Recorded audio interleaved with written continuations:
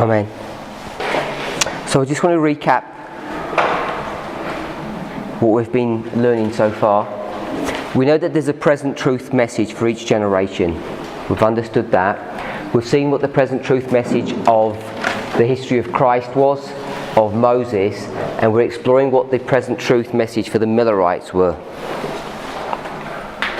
Ellen White speaks about two things in 2T 693 paragraph 1 and 2. She speaks about the special truth, the present truth, the light, but she also speaks about this generation. So when we talk about this generation, we've gone to Matthew chapter 24, Mark 13, Luke 21, and in verse 34 of Matthew 24 it talks about this generation. And we're trying to tie in this generation with the generation that's been mentioned here in 2T. So I want to take some of this material off. If we're okay with this line of Christ, they're expecting a deliverer who's going to deliver them from the Romans, but it actually works out that he's delivering them from sin. And before that, there needs to be this preparation, which we call repentance, the work of John the Baptist. In the line of Moses, they're expecting a deliverer to take them out of Egypt, and there's this preparatory work that needs to be done as well. And that preparatory work is, in that line, Sabbath observance.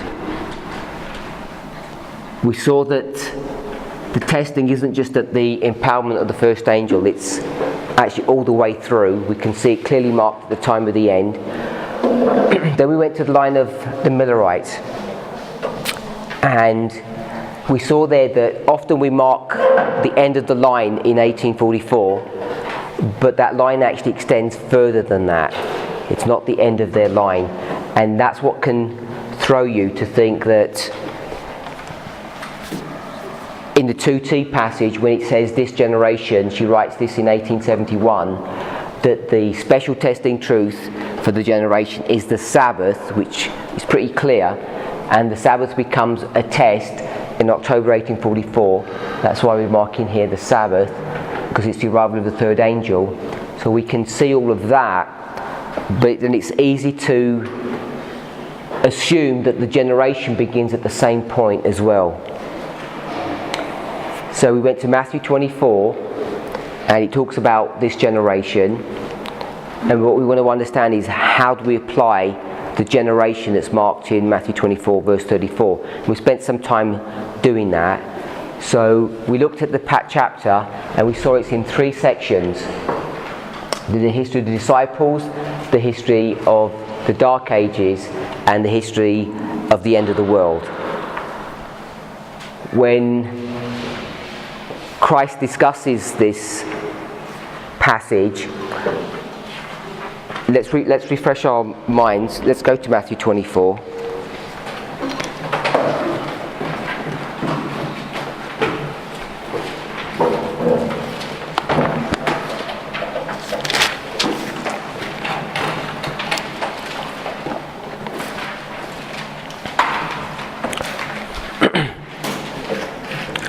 In verse 3,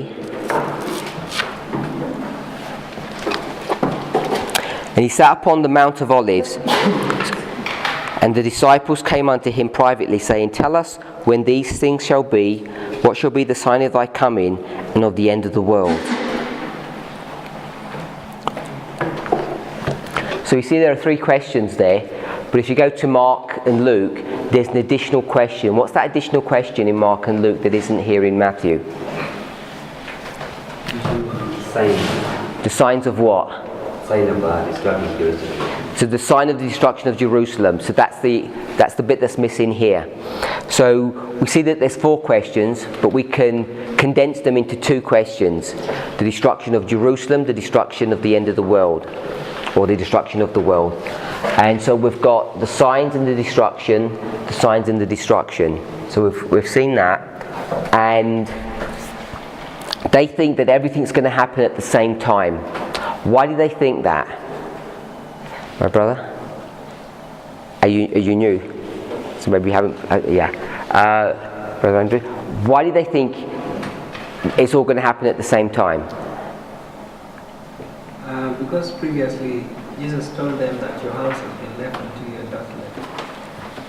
Okay, but that doesn't explain why they think the destruction of Jerusalem equals the end of the world. Why do they think that?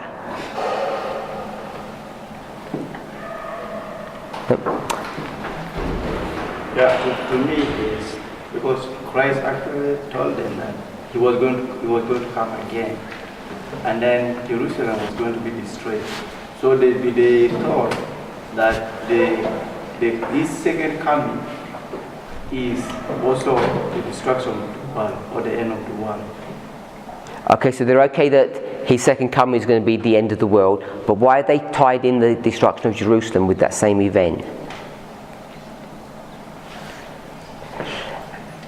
Am I brother?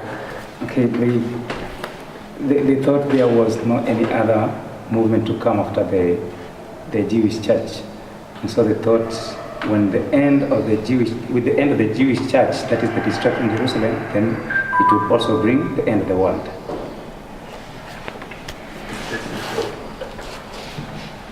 The way Jesus presented it, he mingled it. He didn't separate the destruction of Jerusalem alone, and also the destruction of the end of the world. He just mingled it. So that wasn't my question. I know what Jesus does. My question is, why did the disciples ask it that way? Not why Jesus responds in the way he does. That would be a follow-on question. So the question is, why did the disciples think that way? Yep. Okay. Because they thought Christ was going to come back in their generation. But they don't know when the destruction of Jerusalem is going to be. He hasn't given them any indication. Yeah, and Christ blended all those things together, those two events. So again, you're talking about what Christ does. I want to know what the disciples are doing, not what Christ is doing.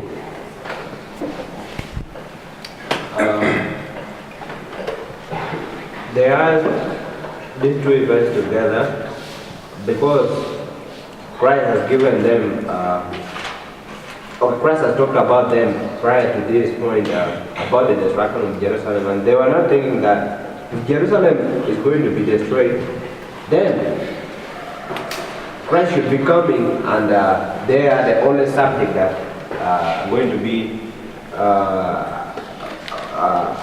okay, they are the only people that Christ is going to take them. They're the only people that Christ is going to save them, can put it that way. When you say they're the only people, who is the they? The disciples, not the Jew, not the Jewish nation, which are going to be destroyed at the end. Okay. I would argue that the Jews, the disciples thought that as the Jews they were the last generation, and so if destruction was to come, then they could even expect Christ to come and take them home. So they think they're the final generation. So I would agree with those people that are saying that it's the final generation, because the idea that disciples were having, they were having that the only God people, and if Christ is going to come or if the temple is going to be destroyed, that is the end of the world. So the only thing that they were thinking is that they're going to be taken to heaven. Brother Wilson? According to what we see yesterday, according to the disciples, the temple of Jerusalem was to be glorious to all nations. And the disciples, they understood that they were God's people in that generation. So that means if the Jerusalem is going to be destroyed, then there's not going to be another church, because they thought that they are the one who are what? They are God's people. So I will agree to what Martha said and the rest. And he thought they were the final church, the Jewish church, and they were the God's people in that generation. So if God is going to destroy Jerusalem, then he's going to mark the end, and Christ will come, the end of the world.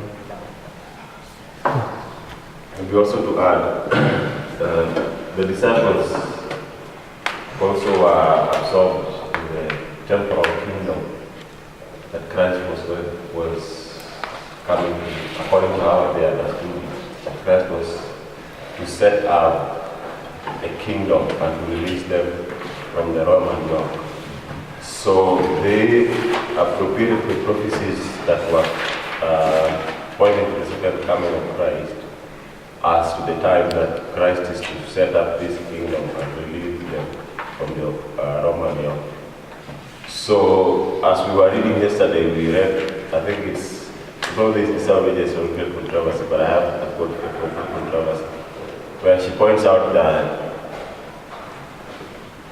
they connected the scenes of the destruction of Jerusalem with the second coming of Christ, because in that they hope that Christ will set up a temporal kingdom. He will set up a temporal kingdom and release them from the Roman oppression. So yesterday someone mentioned that some of these events, there was the cross involved in that, but you don't see the cross marked in Matthew 24 because they weren't expecting the cross, but they still haven't let go of this idea of a temporal kingdom here on earth. They still hold on to that doctrine at this late stage. So if Jerusalem's going to be destroyed, you have to have another capital, another city, another place where this kingdom has to, or the church has to keep on operating from. So this temporal kingdom that they're expecting Christ to set up, all these Old Testament passages that deal with the second coming, they're still factoring into that. So that's an important component that we need to add into it. Brother William? Yeah, I just wanted to add that what the disciples, because Christ in chapter 23 has said that Jerusalem is going to be destroyed. So to the disciples, they saw the judgment coming upon the Jews. So what they understood next is that because they are special people, if judgment is coming to them, then they are at the end of the world because of this judgment which is coming. Who had the hand up? You had your hand up? Yeah, I was about to say what you said. What were you going to say? Yeah. What I wanted just to say is what Brother said, that what these people were expecting the kingdom which was to be established in Israel and not a worldwide kingdom. So they were not looking for other people who are going to be involved in this kingdom to be set up. So not only are they expecting a temporal kingdom, but the other thing that they've forgotten about is that there's a whole world to be saved, the Gentiles.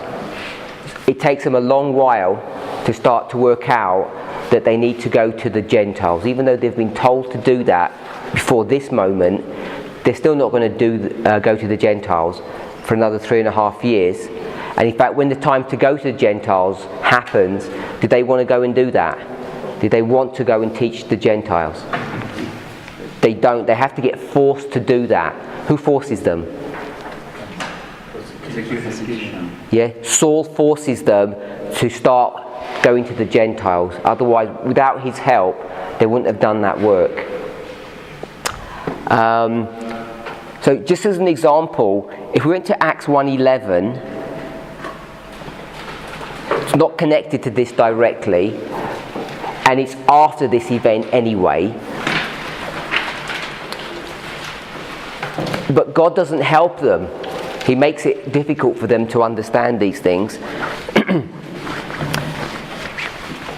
So it's some angels that come and said, ye men of Galilee, why stand ye gazing up into heaven? This same Jesus, which is taken up from you into heaven, shall so come in like manner as ye have seen him go into heaven. So if an angel came to you and said, did you see Jesus just going up to heaven? Don't worry, he's going to come down again in the same manner. What would you think?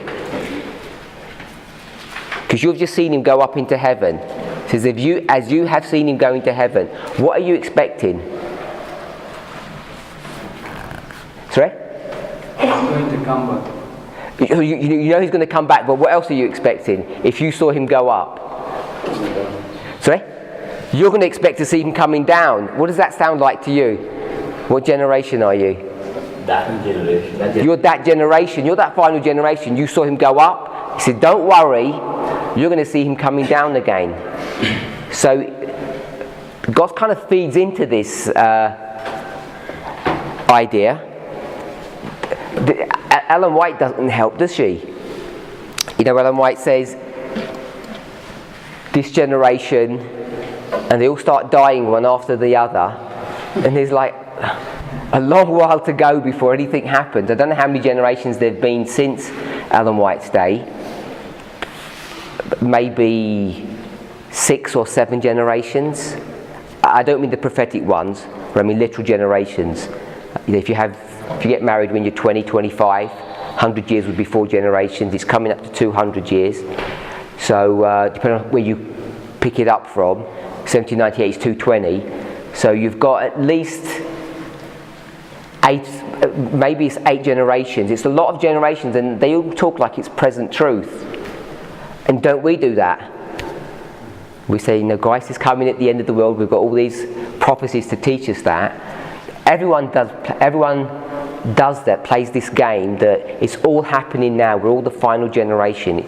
It's always the same story. The only person that fights that, to me, is Paul. He's the one who says Christ is not going to come back for a long time. Actually, he's not the only one. I guess if you went to,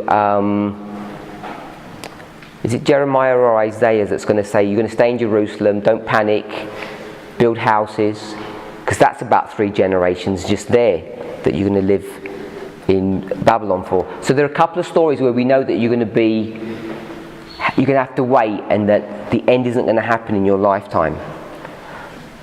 So we address that, and then because of their misunderstanding about the destruction of Jerusalem at the end of the world, they conflate or join these two things together. Jesus does the same. And then there's this important history between the two, and we spent some time addressing that because there was some confusion about what Jesus' mercy was. So hopefully we're all in agreement that the mercy that he's exhibiting is not that he's hiding any information here or there, but he's not giving them this information. And the question is why? My sister, why does he not give them information about the Dark Ages? Can't remember? No? Sister Joy? I think it's because it will be very much discouraging for them. Because it's very discouraging for them. Why is it discouraging? Because they think that they're the last church, that there is another church that is ahead, and it happens that it is the apostasy within that church that comes to persecute the Christians in the future. Brother Robert? They're discouraged because the 1260 would reveal to them that the church that they were building up with Christ would go into apostasy, and that apostasy will make the enemies of God's people to come and punish the church. So if he had told them about this time period, there's a couple of things happening. First of all, millions of them are going to be killed, which would be disappointing.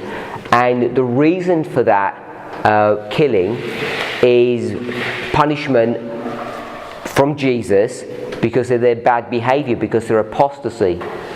So as they begin to apostatize, God's going to turn around and punish them.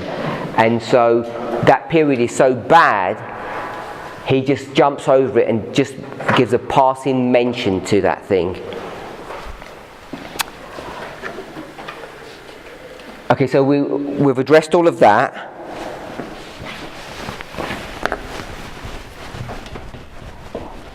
I don't know if we've all had a chance to review that material. We had some discussion on the structure of Matthew 24. We haven't gone through Matthew 24 rigorously because I wasn't sure how familiar we were with that chapter. But I'm hoping now that we can see it's in 3 sections. They're in sequence, and Jesus is not jumping forward and backward, doing these repeating in large techniques that often happen. So as an example, verse 23 to 27 isn't in this history per se, it's actually all in sequence, so it's tucked into part of this 1260. Ellen White makes an application. She says it was fulfilled here, because she goes back to verse 11 where she marks false prophets, and it can also be applied in this history. But verse 27 specifically is a response that you would give when people say go to the desert place or go to the secret chambers. So the argument is that Christ isn't going to return back in that way.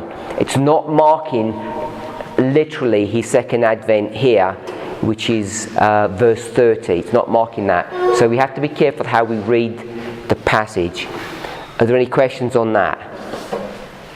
So, yesterday we have talked about that all the things, and all the things, people have a different opinion, whereby we came from 31 to the second coming of Christ.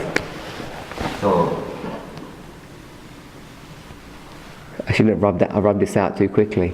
Okay, so we're going to do are you talking about all these things, what they are? Yeah. I'm going to do that in a minute. So I just want to make sure, I want to take this out first. Okay. The structure that we have of Matthew 24 in this outline here, I don't understand how you're saying that Ellen White is going to make an application of 23-27 back to the history of that one AD. I don't understand that. Because when I read the quotation where you got that from, I don't see that. I see more that she's trying to compare that what happened in 11. So, okay, let me just get the quotation towards. Okay, so before you, if you could multitask, we're in Matthew 24 and we're reading. By the time you get to verse 20, that's AD 70, the destruction of Jerusalem. You agree with that? Yeah. Then 21 says, "For then shall be great tribulation, such as was not since the beginning of the world to this time, no, nor shall ever be." Now, when we read 21, or when you read 21, what do you see 21 to be? You're saying that's the 1260. So the way Jesus merges 20 and 21, you could read that if 20 is the destruction of Jerusalem, this is the great tribulation that's going to come upon God's people. Because Jerusalem's going to be utterly destroyed. There's going to be bloodshed upon God's people like there's never been before. So that would be a great tribulation. But when you get to verse 22, then it says, except those days should be shortened.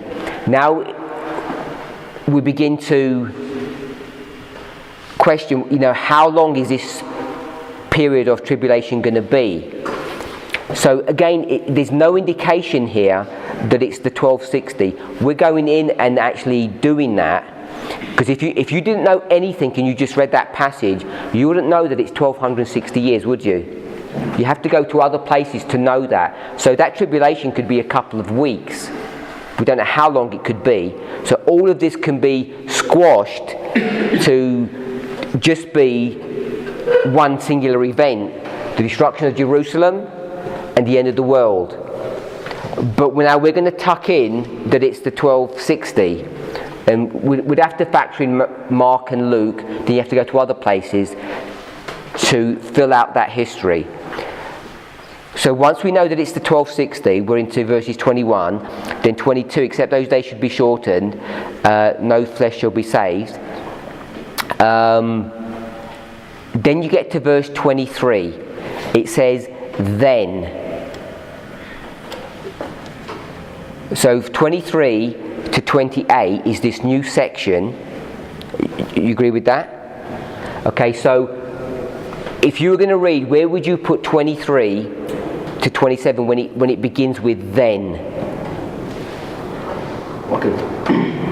If you look at the verses, just like you've identified, if you are faithful to the verses, you cannot identify the 1260 in those verses.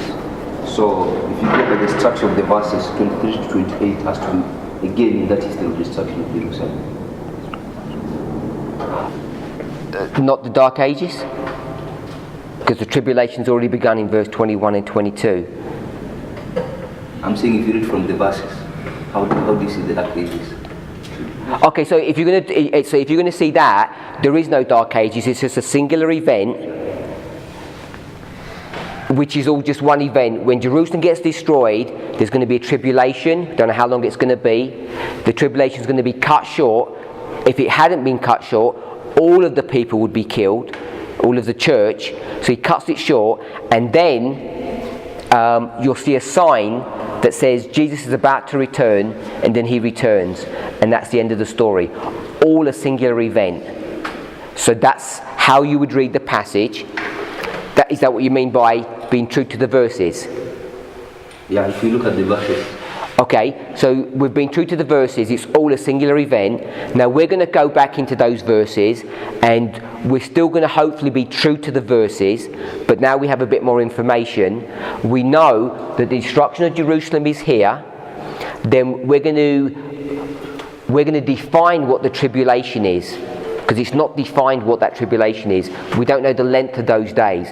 So we're going to go in, take some other Bible passages, and we're going to say those days are 1,260 years. And we're going to define when that begins and ends.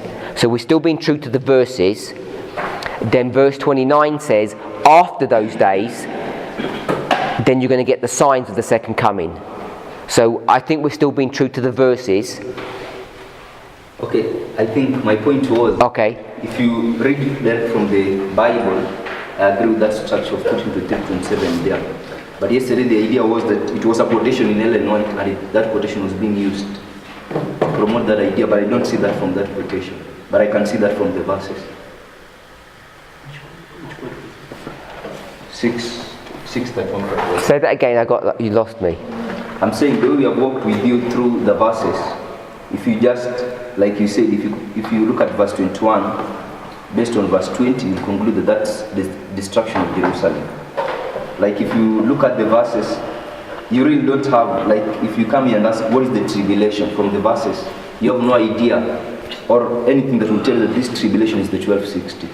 So you'll have to connect it with the destruction that is happening in the verse before. Yeah, so I'm happy with all of that.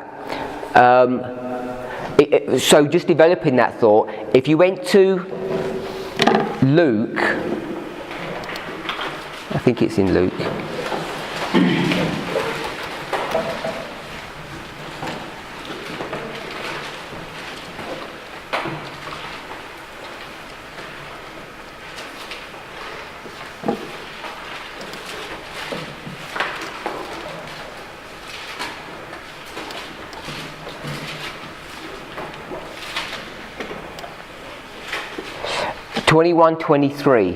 Actually 24:19 would do the same really.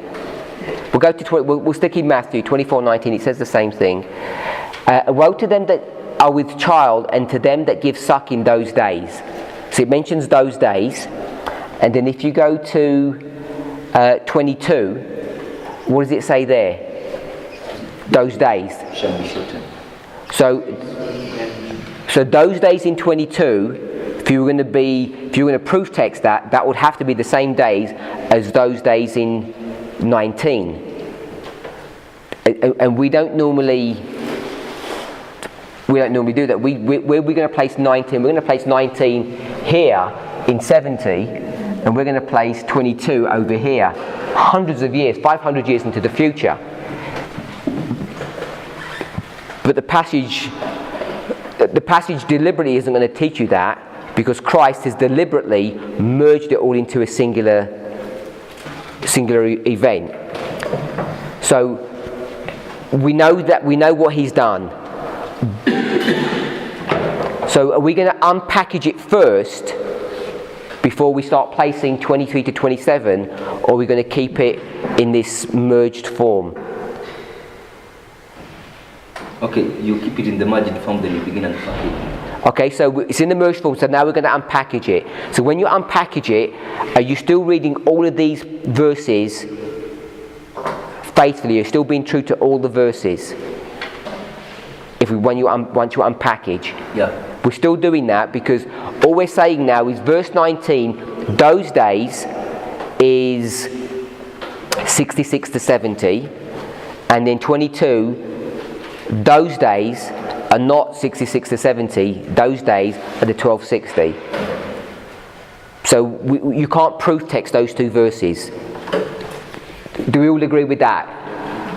Okay, so if we're going to do that and then we get to verse 23, then it says, then, so we'll go back to how Ellen White's going to deal with this. Then if any man shall say unto you, how do we deal with the then? That is happening at the same time. So it's repeat and enlarge. So it's happening at the same time, a repeat and enlarge, or an enlargement of what's happening in that time period, some extra detail, or it could mean afterwards. This happened, then this happened. So if it said at the same time, when would the then be? Would it be connected to verse 19 or to verse 21 and 22? Verse 21 and 22. Which would be in the Dark Ages then. Okay, so it'd be in the Dark Ages. If you're going to merge it all, it would just be all at the same time. All of this is going to happen in the 70 period, or all of it's going to happen 2000 and whatever year it is. It's all going to, whichever way you're going to have thousands of years in the future, it's all going to happen in 70. If you're going to merge them all together. But if you don't merge them, you have these three distinct periods, we'd have to put 23 to 27 here with that word then. So is that being true to the verses? Yeah. Okay, so then your point was what? My point was, from that thought and idea was not yesterday developed from the verses. It was developed from a quotation. But when I read that quotation, I couldn't see how it gives license of taking verse 23 to 27 back to the history of the destruction of Jerusalem. You don't see how Ellen White's doing that? I couldn't see it unless... Okay, so let's read the quotation. Okay, so before we read, I don't mind people disagreeing with me. Are you disagreeing with what I said, or are you saying you don't understand what Ellen White's doing? Okay, I'm disagreeing with to what you said based on this quotation. I don't know if it was you said it, but I'm agreeing on what you've explained because I couldn't explain it that way from the verses, but from this quotation I don't see that I could explain it that way. I don't see this quotation allowing me to pull back verse 23 to 27 back into the history of the destruction of Jerusalem, but I can see the verses can allow me to do that. Okay, so what are you saying that I'm doing wrong? I'm saying misreading of this quotation. I've misread the quotation? Yeah, I think so. Okay, so we'll read the quotation. So the quotation put to one side. So I've tried to walk us through the verses. Do you agree with that explanation? I agree with that. Okay, so that was my primary argument yesterday, is that the verses are all in sequence, with one caveat, that when you go from, say, 5 to 20, I'm not saying every single one of those verses happens one after another. And I tried to show it this way. Some of those verses are happening at the same time. You know, they're getting persecuted at the same time. There are false prophets coming at the same time. All of those things are all happening together. So if we're okay with that, I'm saying it's in three distinct sections. Did we say this was 5 to 20? And we said this was 21 to 28. And this was 29 to 31. Is that what we've agreed on? So if we've agreed on that, I'm saying 23 to 28, its application is in here in the Dark Ages. Now, let's see what Ellen White says. So this is GC? Oh. 631 paragraph 1. 631 paragraph 1.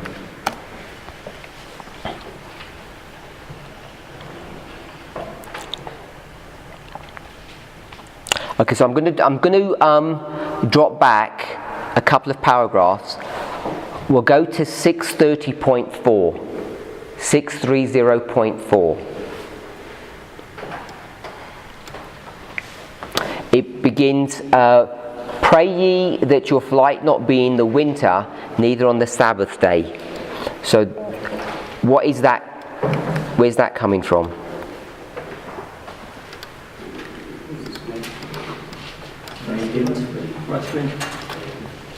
Verse 20. Pray ye that your flight not be in the winter, neither on the Sabbath day. So she's quoting from verse 20. Christ said, he who made the Sabbath did not abolish it, nailing it to the cross. The Sabbath was not rendered null and void by his death. 40 years after his crucifixion, it was still to be held sacred. For 40 years, the disciples were to pray that their flight might not be on the Sabbath day. So she marks 40 years. But it's not really 40 years, is it? It's Matthew 20, verse 20 and 70. Yeah, that's what I mean. If you're going to do 40, it takes you to 70. But they're going to fly when? In 66. It's 3.5 years later. So we're okay with that, understanding that. From the destruction of Jerusalem, Christ passed on rapidly to the greater event, the last link in the chain of this earth's history, the coming of the Son of God in majesty and glory. Between these two events, there lay open to Christ's view long centuries of darkness, centuries for his church marked with blood and tears and agony. So, if we were going to read faithfully, like we said, we would know that the tribulation was centuries, not days. Centuries of darkness. So, if we weren't going to read faithfully, we'd think we'd read like the disciples are reading, it would be a few days and we'd have to merge all this.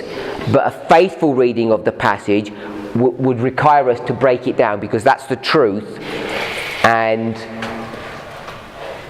we should be able to read that truth in the words themselves. So we know that the tribulation is hundreds of years. So can we read that into the passage? Yes, I think if you factor that in, it wouldn't be doing any violence to that passage. All that's happening is people have got preconceived ideas of how to approach the words, and they're going to proof text incorrectly. So I'm labelling this point about proof texting because in verse 21, 24-21, this is a side point. When it spoke about the Great Tribulation, it says this tribulation is going to be worse than any tribulation that's ever been on planet Earth. And you could tie that back into Daniel 12:1. You could tie that back into Daniel 12:1 if you were going to proof text it, and you'd come to the wrong answer. So I want to labour that point that proof texting is not that safe a method to use. It's easy to make mistakes if you proof text. So we agree with that, yeah? Because if you proof text these two verses that we just read, was it 19 and 22? 19 and 20. If you proof text that, you're going to make this one event, aren't you? And if you make it one event, you're going to come to the wrong answer. So you can't proof text those verses like that. All Ellen White's doing it, she's just confirming what we should already know. Upon these scenes, his disciples could not then endure to look, and Jesus passed them by with a brief mention. Then shall be great tribulation, he said, such as was not since the beginning of the world to this time. No, nor ever shall be, and except those days should be shortened, there should no flesh be saved. But for the elect's sake, the days shall be shortened. For more than 1,000 years, such persecution as the world had ever known, as the world had never before known, was to come upon Christ's followers. Millions of his faithful witnesses were to be killed. Had not God's hand been stretched to preserve his people, all would have perished. But for the elect's sake, he said, those days shall be shortened. Before we come on to this past the next one that we want to get to, it says, unless his hand had been stretched out to preserve his people. Who stretched his hand out to destroy his people? God. So there's always these two sides. God's the one that's destroying them, and at the same time he's the one that's preserving them from the destruction. So we always want to think about, especially the 1260, there's these two things that are going on, and depending on what point you want to make, you can either show that God is killing all of his people, or you can show God is preserving his people. I want to ask, who are these elect?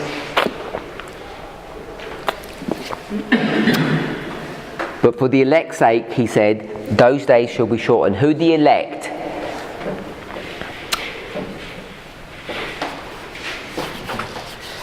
My brother, who are the elect?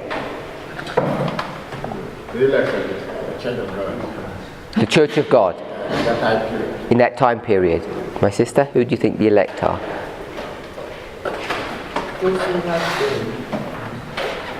the remnant. The remnant? The remnant of whom? God.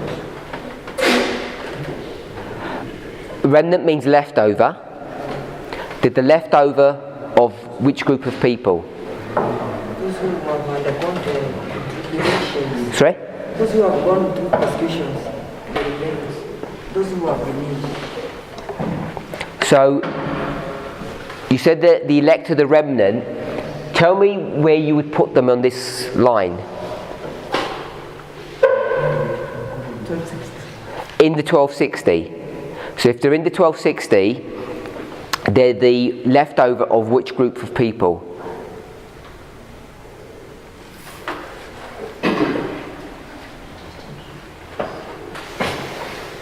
I can say, from the verse we read in chapter 3, verse 1. 1 second, can you repeat that? Revelation 3, verse 1 showed that there was a Protestants who removed from the path of persecution. Okay, so if you go to Revelation 3:1, if I did 1, 2, 3, where would you, which dispensation would Revelation 3:1 go in? Would it be in number 1, number 2, or number 3?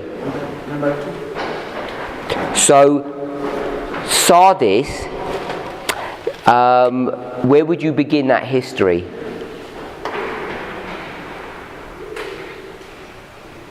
Because that's Revelation 3:1.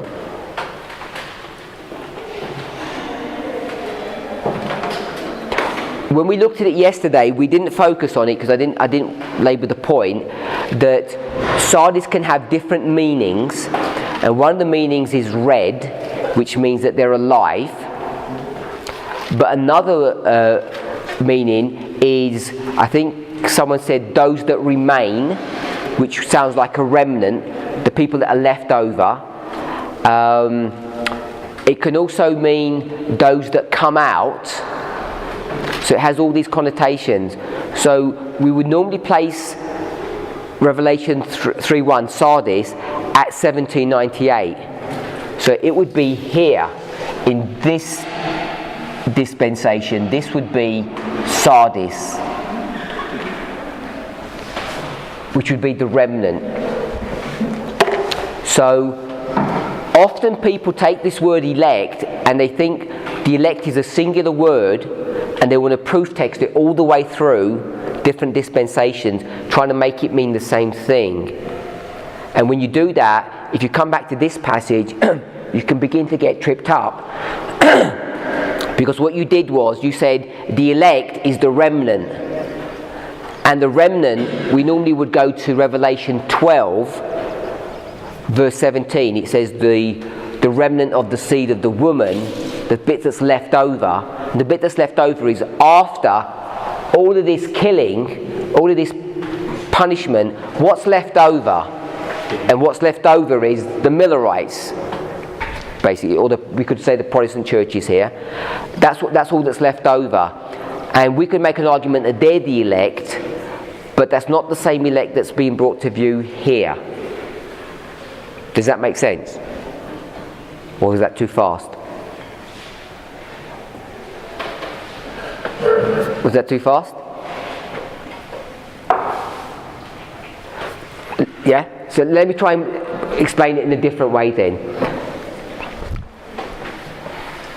Had God's hand not been stretched out to preserve his people, all would have perished. But for the elect's sake, he said, those days shall be shortened. So all I'm saying is that the elect that's been spoken of there is in number 2, not in number 3. And if we're going to go to Sardis, Sardis is what's left over after the 1260, and Sardis begins in this history, which is in dispensation number 3. So this elect couldn't be Sardis. That's what I'm suggesting. Let's look at verse 31 and also elect 24:31.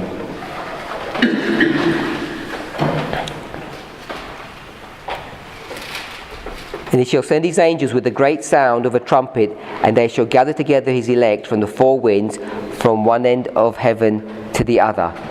So tell me which history we're in verse 31. 1, 2 or 3? 3. We're in 3. Yeah. So we're in 3 there. And which one are we in? Oh, when it says, but for the elect's sake, which verse is that, by the way? We didn't go, which verse is that? 22. And except those days should be shortened, there should no flesh be saved, but for the elect's sake. So is the elect in 22 the same elect in verse 31? That's the question. Yeah, that's my question to you. Tell me where 22 is. 1, 2 or 3? 2. So you've got an elect here, 22, and you've got an elect here, 31. So they can't be the same elect. There's also another one in verse 31.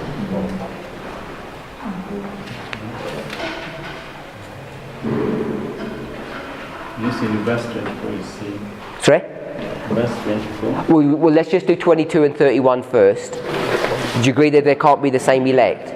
Okay. So again, it's another problem about proof texting. If we went to 24, for there shall arise false Christs and false prophets, and shall show great signs and wonders, insomuch that if it were possible, they should deceive the very elect. So we'll hold on to 24 for a moment, because 24 is in this problem, is one of the problem verses. So we'll leave verse 24 at the moment. So my brother asked who the elect are. Brother Rogers? The elect that we read 630.5, but for the elect's sake he said those days shall be shortened. He said, who are the elect? So who are the elect? Of 622. Of the Desire of Ages 630.5. Okay, the elect. And she's quoting verse 22. Sorry? Thyatira. So this is God's people in this dispensation here. So the elect are simply God's people. Sorry? Elect are God's people in that generation. So the elect are God's people, yes. I think that's how I would understand it. Did that answer your question? Yeah? To your satisfaction? So I'm just saying, to me, it's just God's people in whatever dispensation they are. So the elect are in this one and the elect are in this one. You okay with that? And we also say the elect were also with the destruction of Jerusalem. Do you have a verse for that? Do you have a verse? So because of tribulation, because you say yes. The tribulation can also be applied to the destruction of Jerusalem. No, I'm not saying it can be. I'm saying the way Christ writes it, because of the disciples' preconceived ideas, their bad education, he makes it sound that way. I don't think that's what I would be cautious to say that the tribulation, verse 21, the tribulation in verse 21, I don't think that's AD 70. It sounds like it is, but I don't think it is. So I wouldn't put the tribulation back into AD 70, therefore the elect would be in the disciples' history. You could infer that there was an elect in each generation. I agree with that, but I wouldn't be putting 21 and pulling it back to AD 70. Obviously, this diagram's a bit deceptive because you've got 500 years here, 400 years of blank space. Okay, so let's read the next paragraph. This is the one. Now, in unmistakable language, our Lord speaks of his second coming, and he gives warning of dangers to precede his advent to the world. If any man shall say unto you, Lo, here is Christ, or there, believe it not. For there shall arise false Christs and false prophets, and shall show great signs and wonders, insomuch that if it were possible, they shall deceive the very elect. Behold, I have told you before. Wherefore, if they shall say unto you, Behold, he is in the desert, go not forth. Behold, he is in the secret chambers, believe it not. For as the lightning cometh out of the east, and shineth even unto the west, so shall the coming of the Son of Man be. So, she says, at the beginning of the passage, he speaks about his second coming in unmistakable language. He gives warnings of the dangers that precede his advent, and then he explains what his advent's going to look like. It's not the desert or the secret chamber, it's lightning. So it's not desert, it's not secret chamber, it's lightning, and he's speaking about his second advent and about about the dangers that are going to happen before that. So the dangers before his second coming is that people are going to say his coming looks different to what it really is. Is that a fair approximation of this first half of the paragraph? There's the dangers before his second coming, and the danger is that people are going to give a wrong description of what the second coming looks like. They're going to say it looks like something secret, but it's going to be something visible.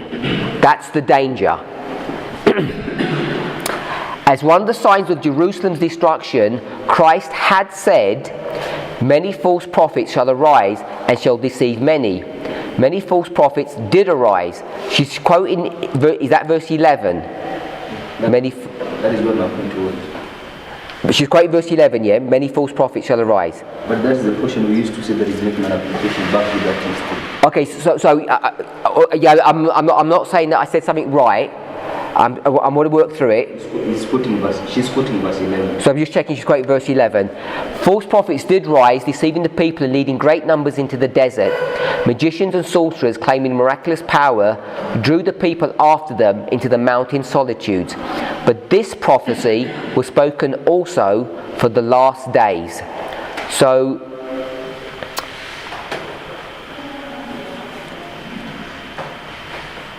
we'll stop there then. I'll go back. As one of the signs of Jerusalem's destruction, Christ had said, verse 11, one of the signs that Jerusalem is going to be destroyed is that there's going to be false prophets. The false prophets came, they did their work, and then she says, but this prophecy was spoken also for the last days. What is this prophecy? This prophecy, according to me, is verse 11. So does everybody agree that when she says this prophecy, she's only talking about verse 11 and not talking about verse 23, verse 23 and verse 24? Everybody agree with that? Do you agree with that? Yeah? I'm assuming the silence means we're all in agreement. Okay, so it does? Can mean confusion. Okay, so it could mean confusion. So you've got to speak to me Because otherwise I'm just going to go around the class and then I'm going to find out who's confused. Who doesn't understand what we're talking about or what's going on? Okay, so there are a couple of people. My brother? You understand or? Yes, I understand. You agree? Yes, I understand. Okay. So, what we're trying to understand from this paragraph is how Ellen White's using verses 23 and 24 and where they go. So, we've read that first part, and then she says in the second part, as one of the signs of Jerusalem's destruction, so she's gone back to number 1, Jerusalem's destruction, she's going to quote verse 11. There's going to be false prophets that are going to come before the destruction. And then she says, that really happened. Then she says, but this prophecy was spoken also for the last days. So my question was, when she says this prophecy, does she mean just verse 11 or verse 11 and 23 and 24? Is it everything that's in the paragraph or just that one verse? So that's my question. And so no one's disagreeing. Everyone, let me rephrase that. Everyone is agreeing that it's verse 11, this prophecy. Yeah? Someone said? I'm saying she's specific. She's specific. Okay, so we all agree, I agree, that this prophecy, verse 11, is also for the last days. But where was it meant to be? So verse 11 is here, but you can also apply it here. Agree with that? So, to me, I was seeing she's more of making an application of verse 11 to the history of the end of the world than making an application of verse 23 back to the resurrection of Jerusalem. Okay, so we'll read on. This sign is given as a sign of the second advent. Even now, false Christs and false prophets are showing signs and wonders to seduce his people. It's about the disciples. Sorry, his disciples. Even now, false Christ. Do we not hear the cry, behold, he is in the desert? So, what's that? What verse is that? Verse 26.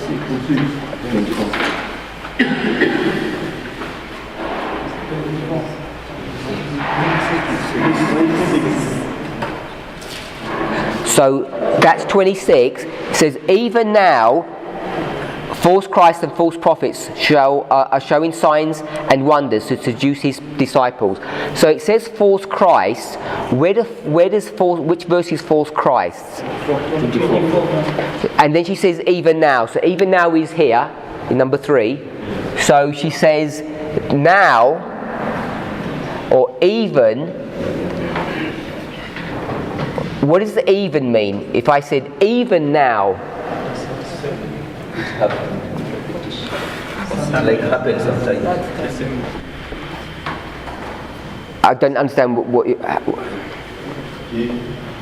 now, something that is happening. She's making a connection. Sorry? She's making a connection. Even now, she's making a connection with whatever is happening in that history is referring to have been happening in another history.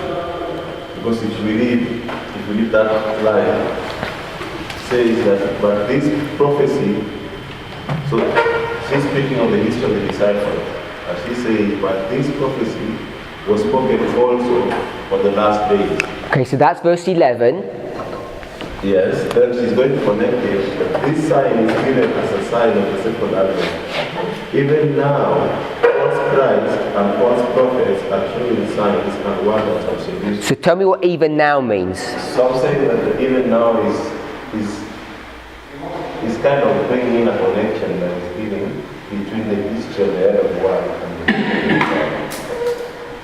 And how are you seeing even now? The way I understand the even now is that this thing had already happened in verse 11 in history, and in the same fashion it is happening now. But she already said that in 2 sentences before. But this prophecy was spoken also for the last days. She's already said that. So is she repeating herself when she says even now? Even now, she's making now a connection between what happened in the 1260 and what will happen at the end of the hour. Because now, when she says even now, false Christ, she's now quoting the history of what was happening during the 1260. Sister Emma?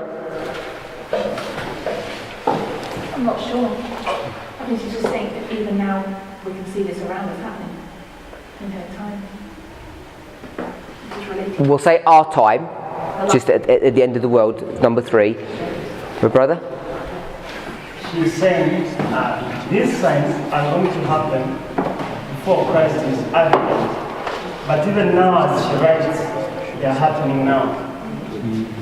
When you say you added the word but, why did you add the word but? She's addressing these signs to happen just before the second advent. But again, she says they have begun happening now. But the now is before the second advent. So it really means that even the second advent is just because these things have begun happening now. Okay. 1, 2, 3. Okay, can I say that Ellen White is giving repeat and enlarge, is expounding, because he stated first and then he repeats the same statement to enlarge for us to understand in our history. It's something that happened at the time of the destruction of Jerusalem, and it will be repeated in our time. So there is a repetition there. Okay. I see it is. I want to agree with Brother Oyugi. He says it is kind of emphasis that is providing. She's expounding on verse 26. She's not explaining anything about verse 11. She's expounding on verse 26 that he is in the desert. Now he is saying even now, just the same way as it is used in 1 John chapter 2 and verse 18, when he said even now are there many antichrists. That is not a repetition. It is emphasis that is providing that what was said is going on rightly. That makes sense. You said it's not what? It's not a repetition. It's not a repetition. It's not a repetition. It's kind of an emphasis to point out that it is going on rightly. Okay. Yeah, you had your hand up. Yeah. Even now means that she was prophesying of what is going to happen before Christ comes, immediately before Christ comes.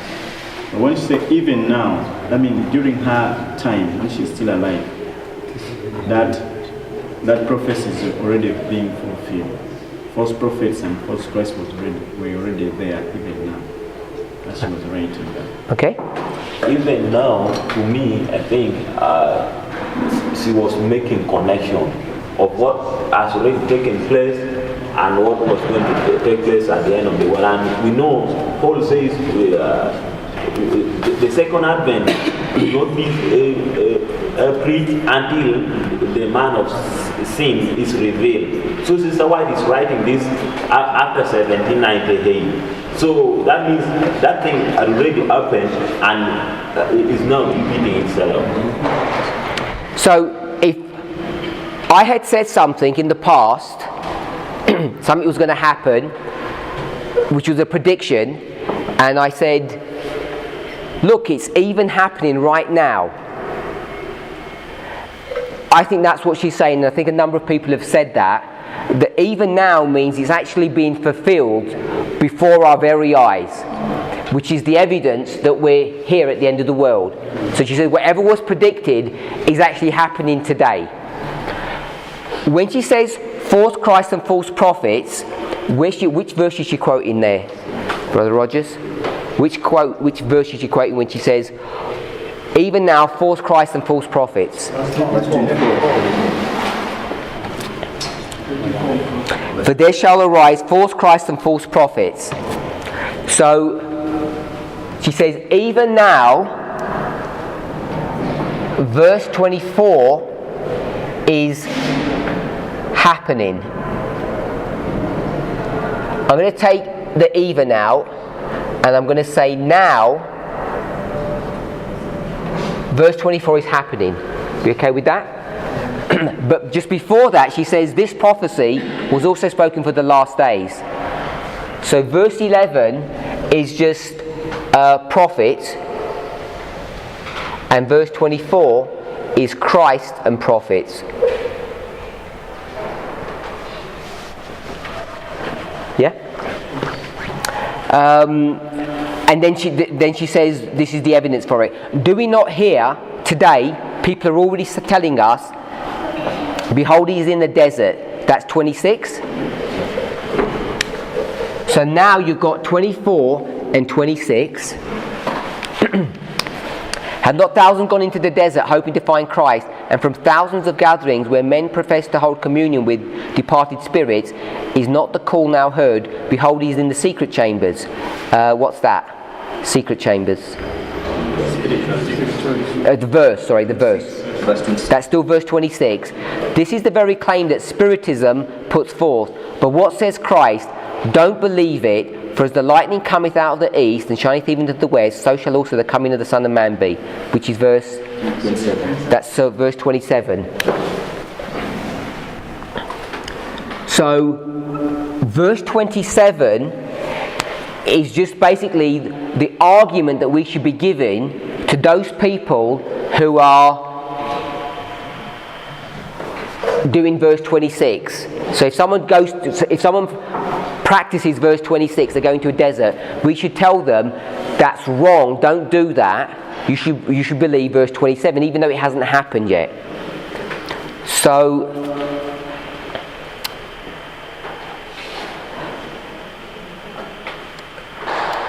let's just summarize then. She says verse 11 was here, prophets, and verse 11 is going to be fulfilled again. And then, not literally in the next sentence, but I think 2 sentences on, then she says, today, verse 24 is being fulfilled. And when she says even now, it means everything that has been prophesied that was going to happen, even now is actually happening. Is that how you would read that, even now? But this prophecy was spoken also for the last days. This sign is given as a sign of the second advent. Even now, false Christs and false prophets are showing signs and wonders. Could we say, even now, the prophecy is being fulfilled? So, if I were to say, even now, the prophecy is being fulfilled, what prophecy is being fulfilled?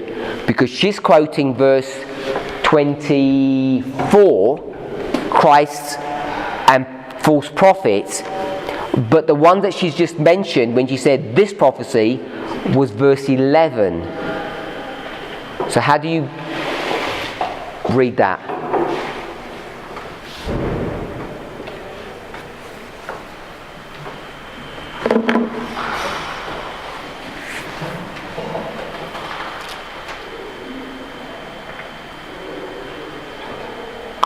I just want to give him a second because he had that question.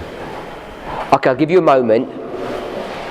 How I see it is that she's naturally showing us that the two, verse 11 and verse 24, she's using them interchangeably. So I would understand it to mean that she's saying verse 11 is also verse 24.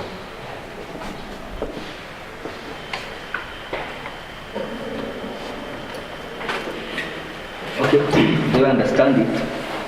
She's going to quote verse 11. But she's going to say this prophecy of verse 11 was also spoken for the last days. Okay. So this prophecy is verse 11. Spoken for is verse 23 downwards. Though it was spoken for the last days, we'll get it in verse 24 downwards. Okay, so verse 11, when it gets brought into this history, you're saying verse 11, what it looks like here, is verse 23 and verse 24. Downwards. Sorry? Yeah, obviously downwards. Which is, I think, what my brother's saying. She's ending up merging 11 and 24. If 24 is the Christ and the false prophets, obviously 23 mentions the Christ as well. 11 and 24, she ends up merging them together when she says, this prophecy, verse 11, was spoken for our day, dispensation number 3. And look, it's being fulfilled. And when it's being fulfilled, it's not just the prophets, it's the false Christ as well. So she's... I think you're saying the same thing when the brother at back says she just uses them interchangeably or merges them, that verse 11 in its present day fulfillment becomes verse 24. Is that how you... So if you do that, we've got the false Christ and the false prophets. So when did you have false Christ? Only here at the end of the world. Because we know we have false Christ here in the history, but there's no verse that does that. So I don't think there's any verse. Is there? Yeah, there is a verse. Oh, there is a verse. Yeah. That's fine. For many shall come in my name saying, I am Christ, and shall deceive many. Okay, there it is, yeah. So, she doesn't mention verse 5 anywhere, but verse 5 is here. So this is where we're going to start doing things that Ellen White isn't going to do. If we said verse 11 can go here, I think we're going to be happy to say we could put verse 5 here as well.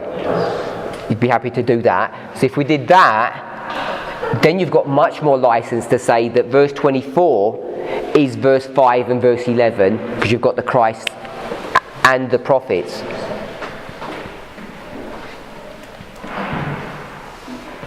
Are we okay with that? Sister Emma? She also links it by quoting verse 24 in reference to verse 11 in the beginning of the passage. She just says... Wait, which passage? This is 631 paragraph 1? Yes.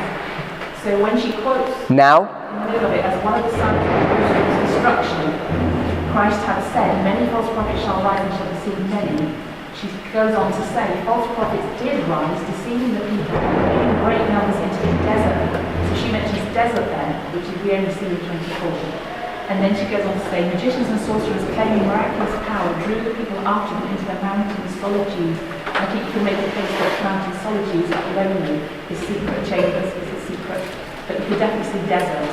You would go in mountain solitudes and secret chambers. So she's deserts in there, but it doesn't say deserts in the verse. Yeah, but she's not quoting a verse when she says that. She's just telling you the literal history. Yeah. In the literal history, they went into a desert area. Which is how it's described in 24. It's not described as a desert area in 11. It's described as a desert area in 24. So she's kind of, herself is intermingling the two descriptions. So verse 11,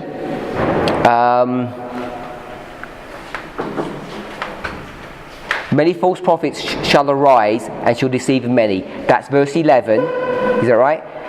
And what they did was they led people into the desert. That's a historical fact.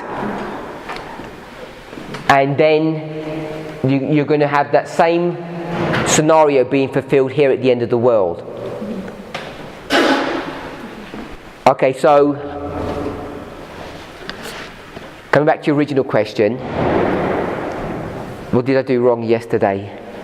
Is it been corrected, whatever I did wrong? Or not yet? Okay, because I'm still not sure what I did wrong, but as long as No, this quotation was read, and it was said that Christ was making a prediction of verse 23 to 27 to the history of the destruction of Jerusalem. Not Christ. Ellen White.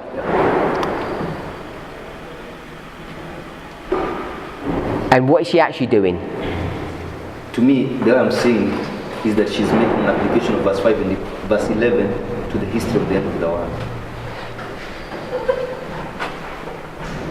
Okay, so she's making verse 11 and applying it to the end of the world. And what's she doing with 24? Verse 23 and 24, what's she doing with those verses? She's showing how they are being fulfilled. Now it's the application of verse 11 is being fulfilled in those verses, verse 23 and 24 are being fulfilled in that history. Okay. Okay, so as long as we're all happy that we saw that whatever I said wrong yesterday's been sorted out, my brother? So I now still don't understand how we pull Back to here. Because if you can get these ones and bring them up to here, why can't you get these ones and bring them back to here? What's the problem of having those ones there? What was the? When 327, what's the problem of having them there? Here. No. Here. Yes. What's the problem with having them there? They're problems. No, I don't think there was. I don't think Brother Roger's saying there's a problem. I think he was saying that I wasn't reading the passage properly, which probably is so. I probably wasn't reading it properly. This is what I'm saying. In 327, we're locating them at 1798. I'm saying when I read those verses, I'm not locating them there. I'm locating them in the 1260. If I was going to read the verses as they're given to us, as they're given to us, I'm saying they belong here, just in this structure, which everybody sort of says they agree. And I think what I was trying to say yesterday is Ellen White is taking verses 23 to 27 out of this history and bringing it here to the end of the world. And if you're going to bring it here to the end of the world, then you had the license to take it back to this history. That's what I was trying to say yesterday. I'm saying the original context is in this history. And if that's the original one, then maybe application isn't the right way of saying it, but I think she's made an application here, and if you can do that there, then you make an application back. But I'm not saying she's making an application back to this history. She's making an application into this history, and I'm arguing that it is an application because it originally should belong in the Dark Ages. And so by inference, you can apply it there. So if I said that the statement itself applied, or she was applying it to this history, she wasn't. She was applying it to this history. But I'm saying this isn't where it's actually, the verses are actually given. Brother, you okay? Yeah, I think the most important thing we should look at the structure of this chapter. It has events and then the warnings that should prevent in order not to be deceived. That's why you see Henry will quote verse 11 and brings it to the event at the end of the days. Yeah. So the structure is we have the three events in the whole chapter. Then he gives us warnings. The warnings are like there shall be many false prophets and false Christs, which can either be in the before the destruction of Jerusalem or during the 1260 days. You can also apply it in what? At the end of the world. Yep. Do you have your hand up? Yeah, so like I want to ask a question. Like applying verse 24, it's back to the issue of destruction of Jerusalem. So Sister Emma has that when we read the quote here, Ellen White connect desert and mountain, and then we see that they are connected with verse 24. So to that one, give us a license to apply verse 24 and connect them with verse 5 and verse 11. I'm happy to do that. I agree with that. I think if I understand what Brother Rogers is saying, because I didn't fully understand what he was arguing before, is that the quote itself, the point that she's making is not that she wants to make an application here. The point is she wants to make an application there. Is that what you were saying? And I agree with that. But what I ended up saying is if you can do that, then you can make an application here. So depending on how you want to read into that, how far you want to read, because I think you're inferring that even in the passage you can infer that she's talking about you can make an application there, but that's not her point. And I think what he's doing correctly is saying if we want to do what I'm saying we all should be doing, is reading the inspiration for what it is, and don't read into stuff. If you're going to read into it, you should tell people, now I'm reading into what she's saying. So I want to say, I'm going to read into what she's saying, and you can do this if you read into it. But that's not what she is saying. She's saying, I want to take verse 11 and bring it here, And then I'm going to overlay verse 24 here. That's all she says. She doesn't tell you where verse 23 to 27 go. She seems to infer that it goes here at the end of the world. That's the inference that she gives, the way she sort of lays that out at the beginning of the paragraph. She says, now in unmistakable language, the Lord speaks of his second coming. And then she says 23 to 27 basically. And I'm saying 23 to 27 goes in this history here, not in this one. So that's what I'm saying it is. She just mentions 23 to 27, brings it into this history, and I'm saying that is an application. It's not in its original setting. She doesn't say that. And then she says, I'm going to bring 11 into this history. And so all of this is happening here. And the reason we had this discussion is because people wanted to, someone said, 27 actually goes here. Historically, I'm saying 27 doesn't go there historically. 27 is in this history. To bring it out into here, you have to be making an application of it. And I'm saying if you can make an application, which is why we read these verses here, you can then put it back into the history of the disciples. But she's not doing that explicitly. She's taking their history and bringing it to the end. Then I was saying, if you can do that, you can take it back the other way. So, last question or statement. I just wanted to emphasize. 1 second, can you start again? I didn't hear. I'm saying, I just want to read a quote to emphasize on that from paragraph 2. Right there. Let me get there. Paragraph 2. 631, paragraph 2. 28. 38. 628, paragraph 2. 1 second. 628, paragraph 2. Turning to the disciples. Exactly. Can I read it for the camera? Then you tell me the point you want to make.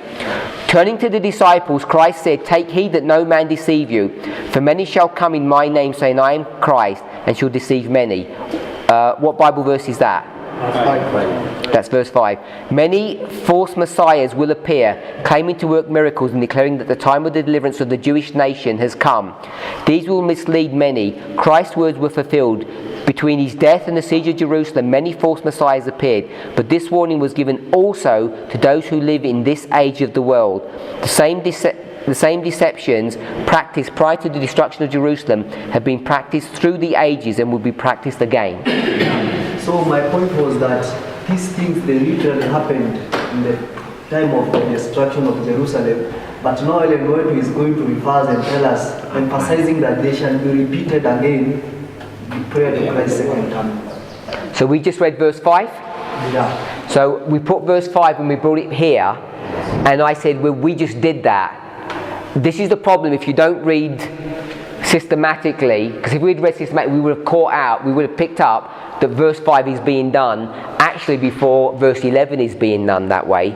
We would have already seen that. But because we're sort of doing it ad hoc, we're not picking all the things up. So when I said, well, if you can do verse 11, you can do verse 5, and I said, well, that was my guess. Obviously it's not. She's actually doing that. So she's taking verse 5 and 11, the Christ and the prophets, and bringing them there, and that's how she's bringing 24 into that same history. And that last sentence is good to support the fact that it's in the Dark Ages, because I think it's hard to see that 23 to 27 is in the Dark Ages, but she says, have been practiced through the ages and get practiced again. So you can see it carrying all the way through there. The same deceptions practiced prior to the destruction of Jerusalem have been practiced through the ages and will be practiced again. Yes. In all three, yeah. So let's pray. Heavenly Father, we give you praise and thanks. Help us, Lord, to give you honour through our behaviour and our action through this day. We thank you for the study of your word, how it can encourage us and correct us and train us to be the people that you want us to be. We ask for a special blessing upon the food that you've provided for our needs. And all these things we ask for in Jesus' name. Amen.